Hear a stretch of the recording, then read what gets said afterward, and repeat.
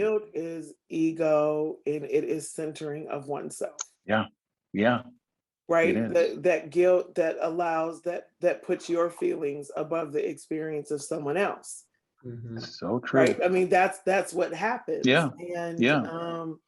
I can understand it to some extent, I suppose, but if you really think about the decentering, right? If you're feeling guilty and that guilt is not allowing you to engage, then you're just in self-preservation mode. You are basically just protecting you are staying in a self-protective mode, which is how we've gotten here and how we will remain.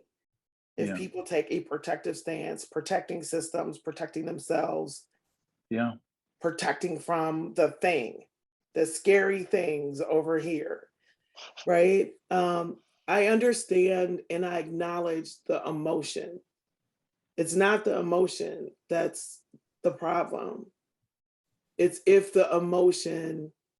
you can't transcend the emotion to action, that's the problem. Because we all experience guilt and Yeah. fear, right? It's fear and guilt and shame Yeah. that are like the main inhibitors I also think, Chanda, ego gets in the way. in ego. Ego gets in the way. People Mhm. think, well, I worked hard. That's how I got here. Mm. And it wasn't, I didn't have any help getting here. I didn't have any privilege. Whereas I know absolutely I had a lot of privilege. And if I'd been a Black woman, I would not be the president CEO of the Science Museum of Minnesota. Maybe next year, but not when you came.